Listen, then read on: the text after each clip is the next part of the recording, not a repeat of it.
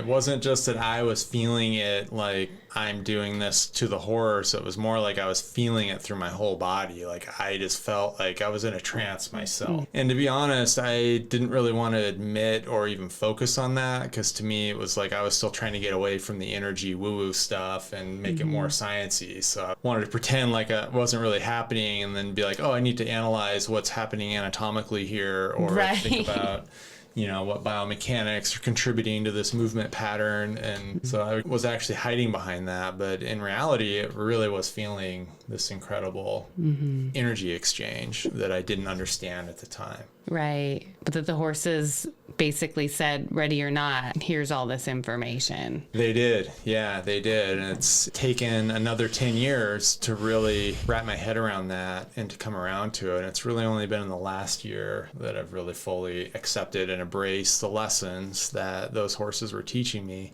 back then. Welcome to the Herd is Calling podcast.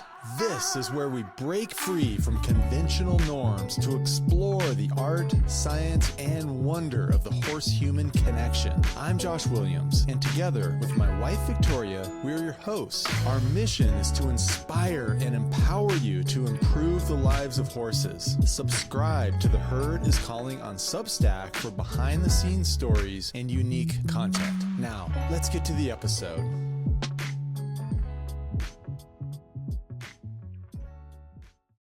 Welcome to the Herd is Calling podcast.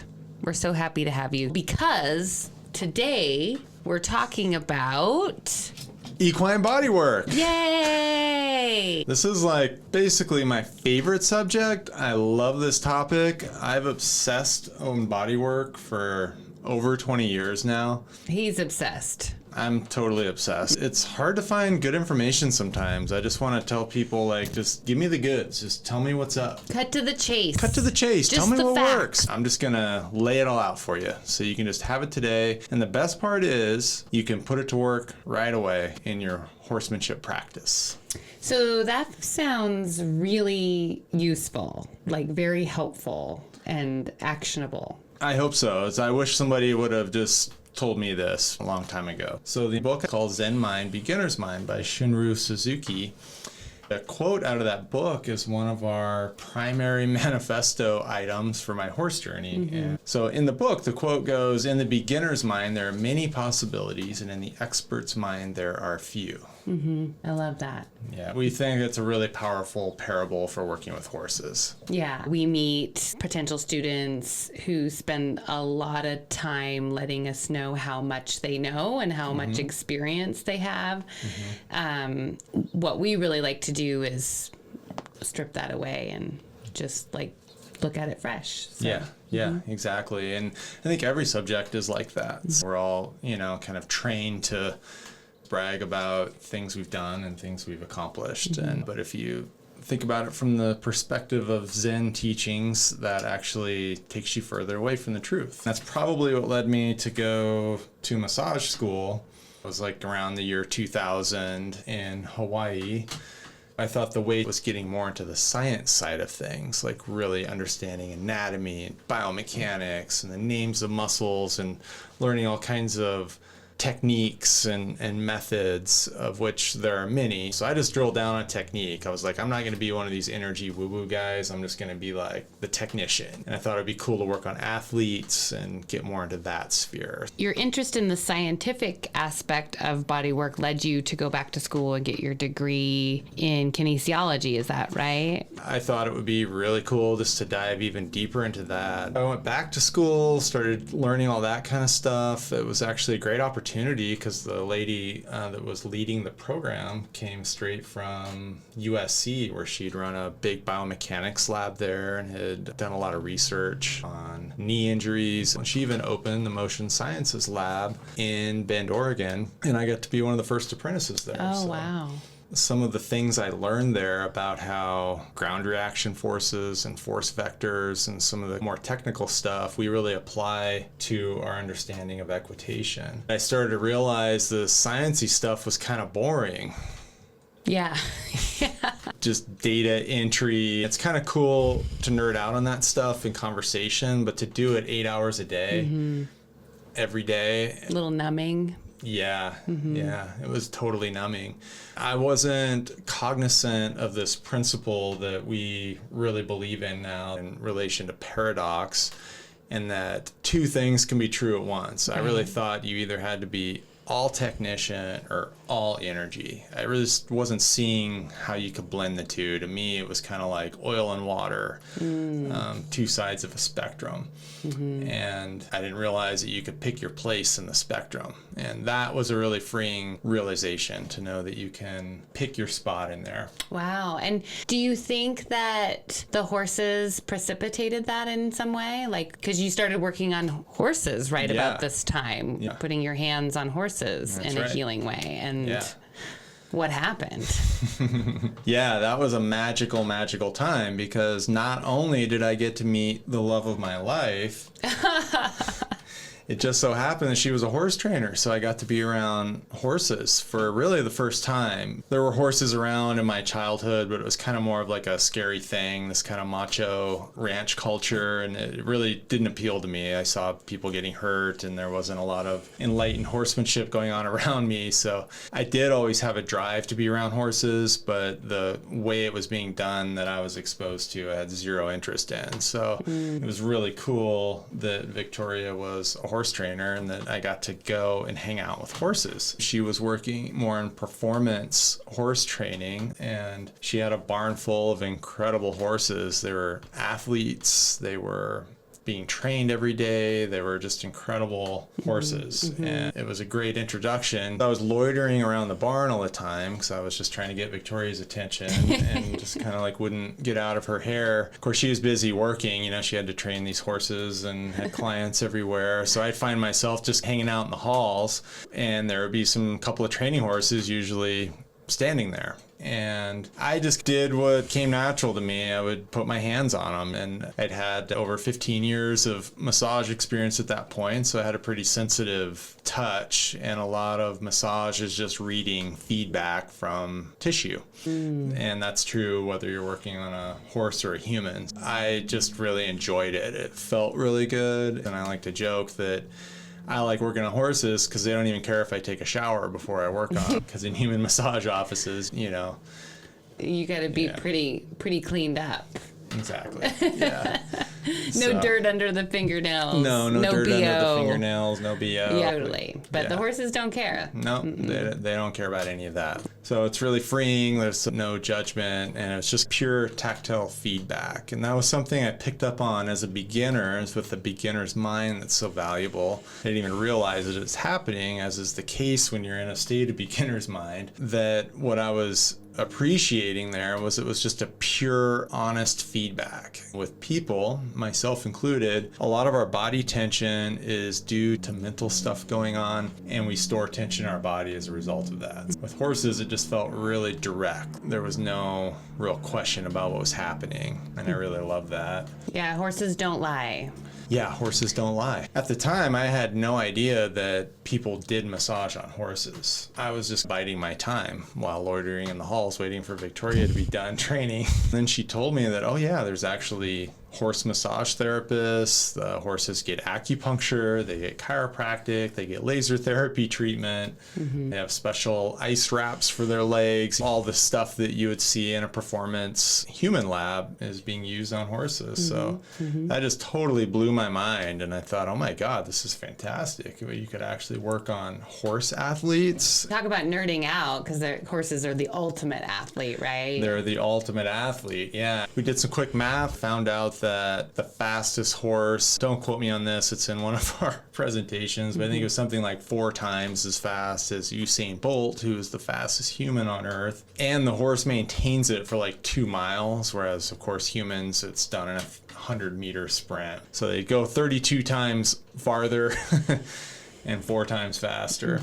And then I thought, well, let's look at the other spectrum, just thinking about performance again. So you have speed on one side, and then you have endurance on the other side. And the top endurance horses at the time, Arabian race horses, were maintaining an Usain Bolt level sprint speed over the course of 20 hours. Whoa, that's right. I remember when you were finding all this stuff. Yeah, I couldn't believe it. It was Yeah. like horses are the ultimate athlete. Horses also have more muscle mass per body weight than any other mammal on Earth. So they really are just muscular specimens. And then if they have this incredible cardiovascular system to fuel those muscles. Right. One of the only animals that has a higher level of endurance than horses are antelope. Right. Yeah. And just barely, right? Just barely, yeah. Yeah, just barely.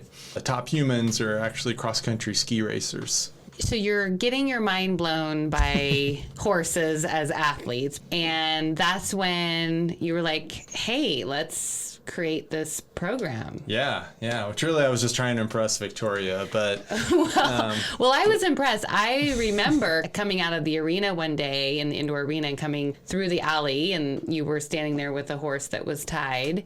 The horse was licking and chewing and yawning and releasing all this tension and soft eyes and just like, half asleep but super blissed out. And I was like, what are you doing? Like, this is really good. Like we should do this, I think. Yeah. And that was maybe the beginning of it was. Yeah, project. that actually blew my mind, because I had no idea that licking and chewing and sticking the tongue out or rolling eyes, or even how like tension is seen on a horse's face. I didn't know all of that. So I actually thought they were even kind of a little restless because they're like moving their face, and if you're working on a person and they're moving around on the table, you kind of think, oh, something's wrong here. They're not totally relaxed. So I actually had no idea that was horse language for relaxation responses. But you were reading it in their tissue, right? You That's were feeling right. that. So that's felt why it you kind of big kept time. going. Okay. And it wasn't just that I was feeling it like I'm doing this to the horse. It was more like I was feeling it through my whole body. Like I just felt like I was in a trance myself. And to be honest, I didn't really want to admit or even focus on that, because to me it was like I was still trying to get away from the energy woo-woo stuff and make it more sciencey. So I wanted to pretend like it wasn't really happening, and then be like, oh, I need to analyze what's happening anatomically here, or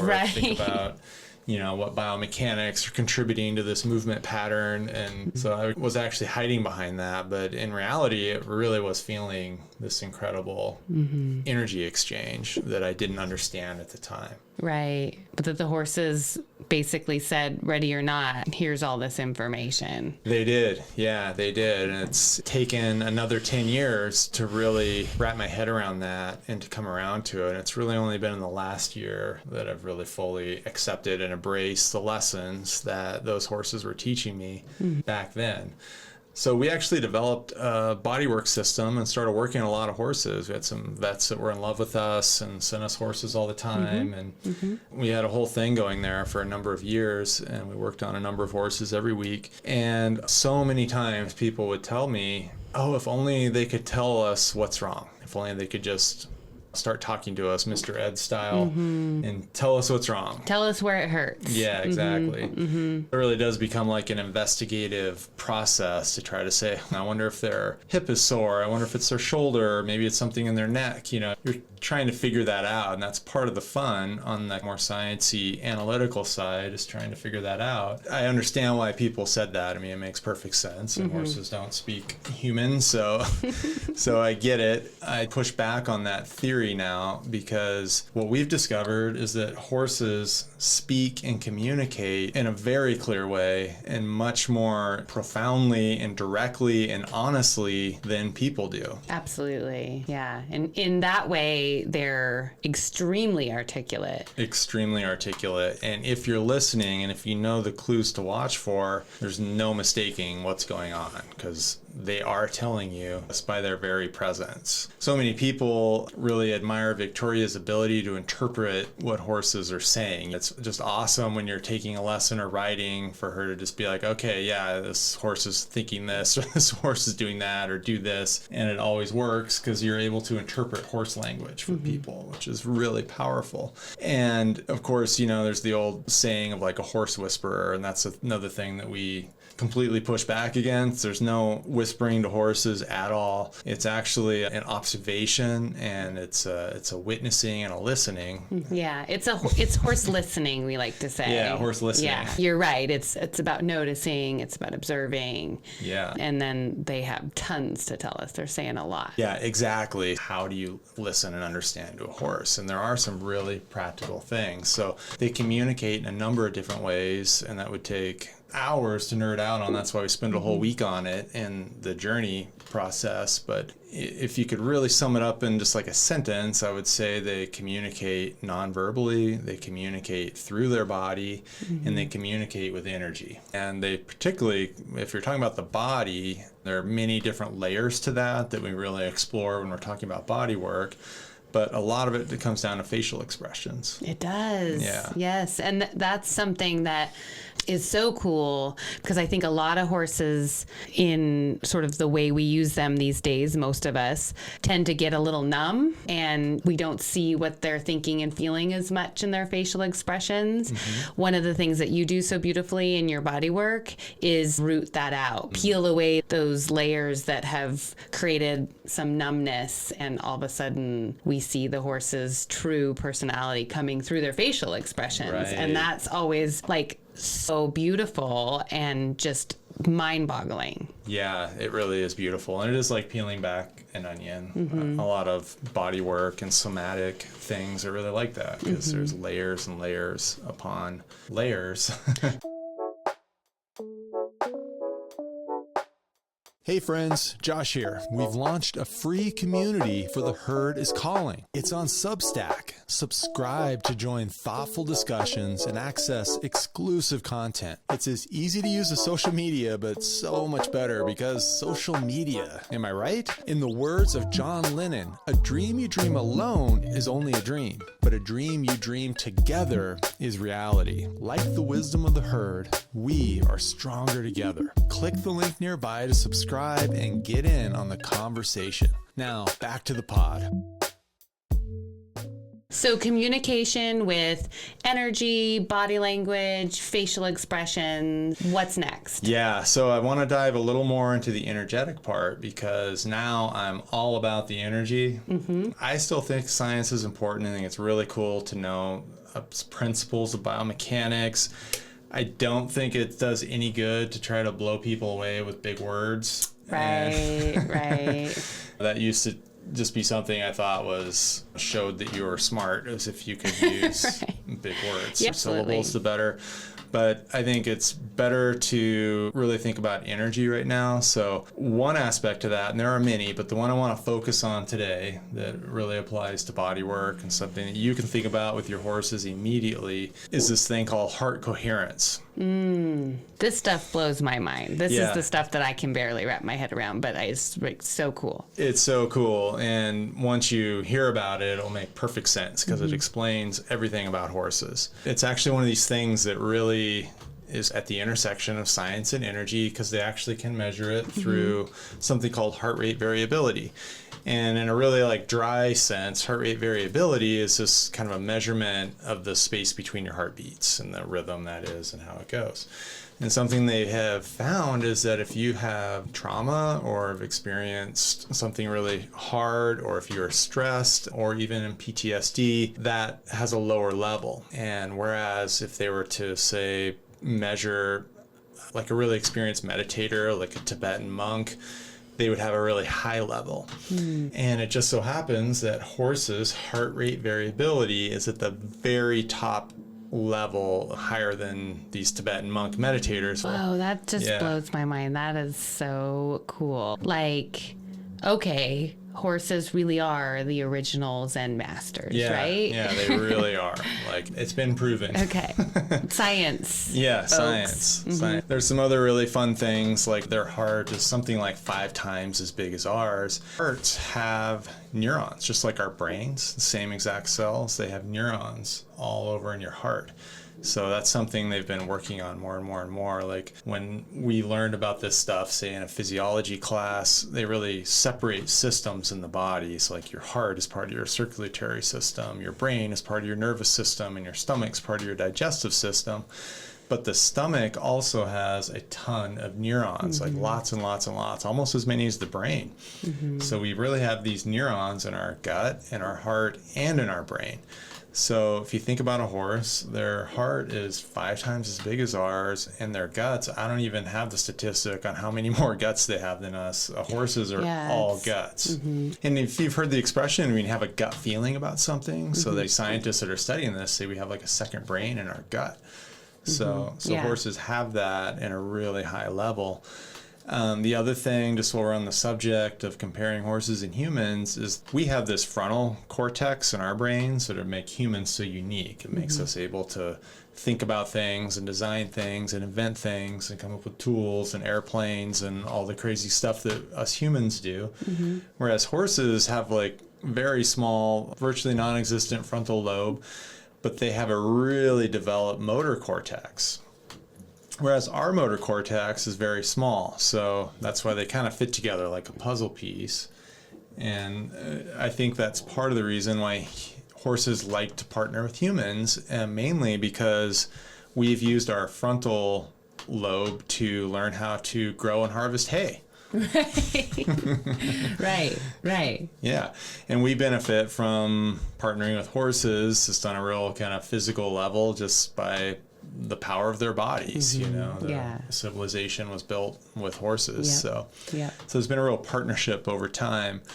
If you take that a level deeper, we get into this heart coherence stuff, thinking about the neurons and the guts. It starts to get really, really energetic, really fast. But that's where the knowledge about the body, your anatomy and physiology knowledge, your biomechanics, that's where it comes into play beautifully. Like the energy stuff only can be realized at its highest potential when you do have an understanding of the science and the nuts and bolts of things, I think. So I do too. Horse training is a lot the same.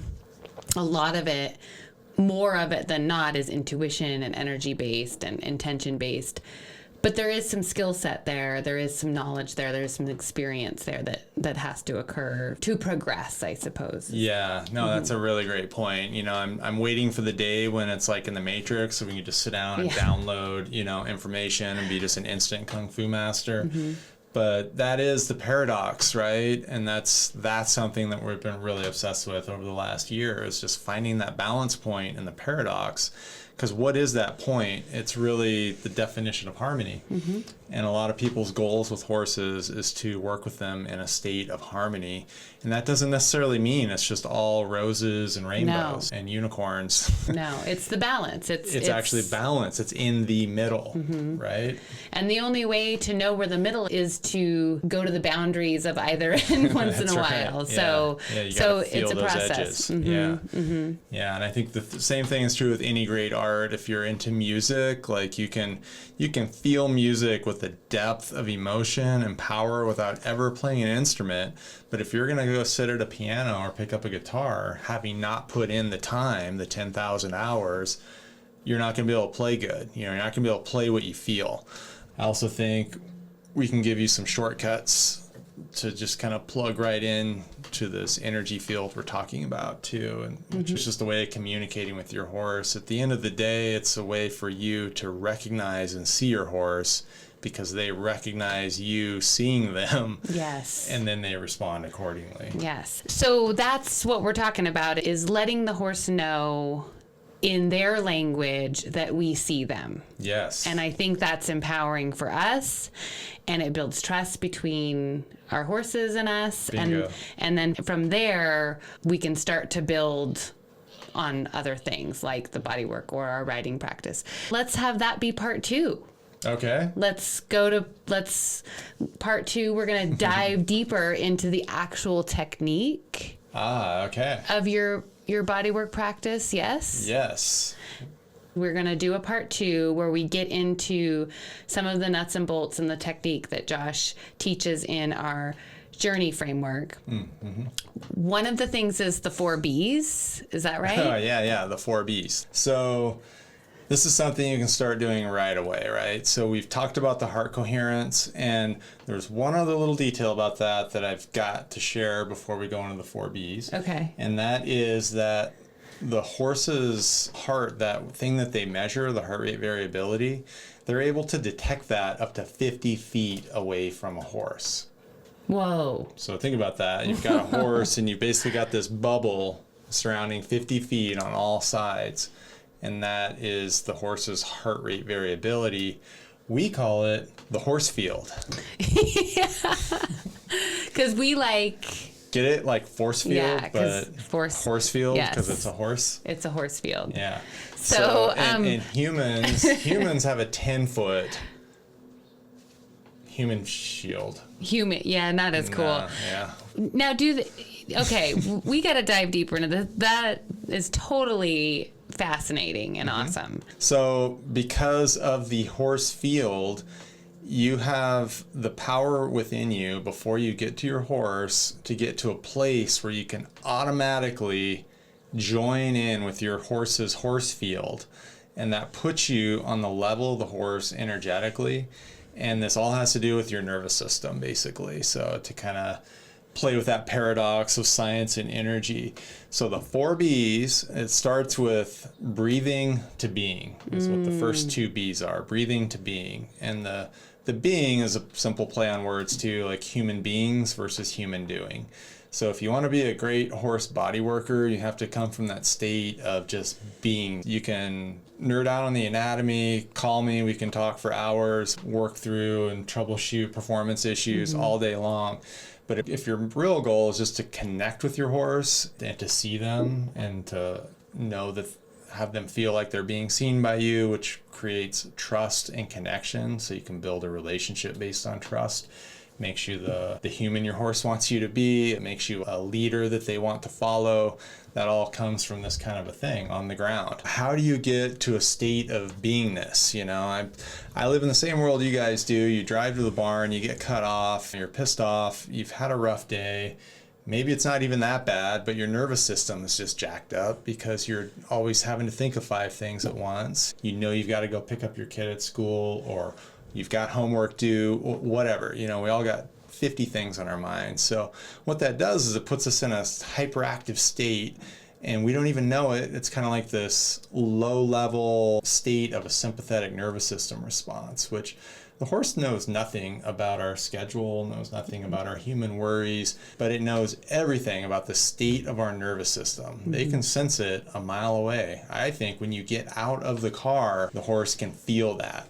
So if you're stressed out, they're going to feel it. And it's not like they're taking it personal. They're just thinking maybe there's something to worry about. Exactly. And I don't know how many times I've had students come, you know, screeching into their lesson down the driveway, cars practically on 2 wheels, you know, slam into the parking spot, then wonder why they're having a hard time getting in the zone with their horse. You got to like take a minute before you step out of your car. We've all been there. So wouldn't it be cool to just have like a 2-minute technique to change your state no matter what happens when you arrive? Because we like to view the barn as kind of a sacred sanctuary where you can leave your troubles behind and you arrive just in the moment. No matter what happened before, just arrive in the moment and then meet your horse from that place.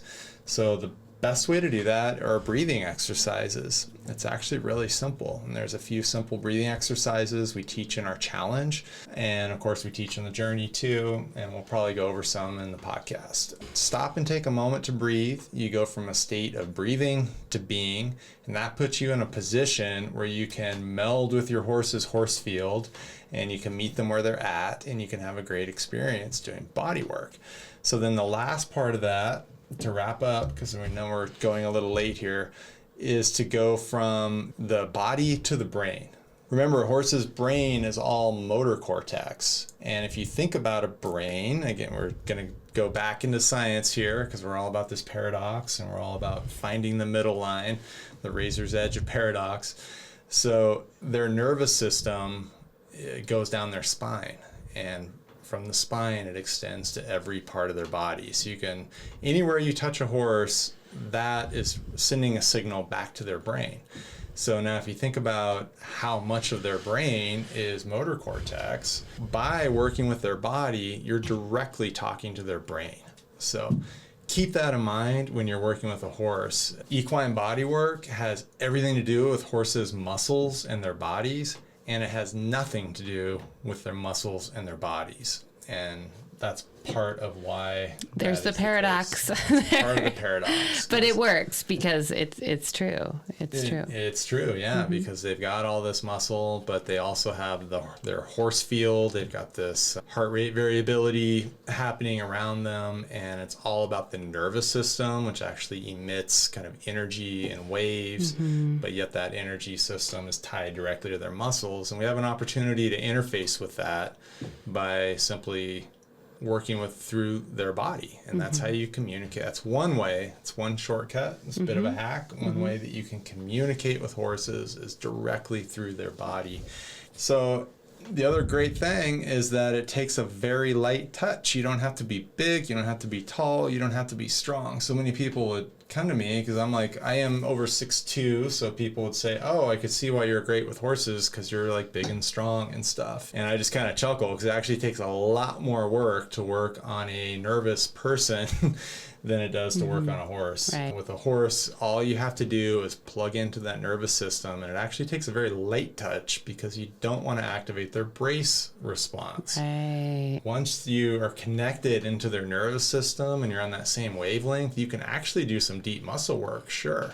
But the goal is to connect with the horse through the nervous system. So anyway, we're gonna stop there because I'm getting on a flow. Well, and I just won't it's stop talking awesome, about horses. and I want to hear more, and I think our listeners want to hear more. So, part 2 of this podcast we'll dive deeper into the 4 Bs. Yeah. There's lots of stuff we can dive deeper in. And I'll leave you with this. If there's anything that you want to know about equine bodywork, send us a DM and we'll just put it in part 2 or part whatever, depending on when this might have many parts. Yeah, this is one of our early podcasts. And the other thing is you can just go to our site, myhorsejourney.com, and we actually teach and have videos and more direct instruction about how to do some of the breathing exercises and the first bit of body work that we teach people that actually do My Horse Journey, which is our really big in-depth program. So so good stuff. Check that out if you want to learn more. All right, folks, this has been lovely. We'll talk to you soon. As always, may the horse be with you. Bye-bye.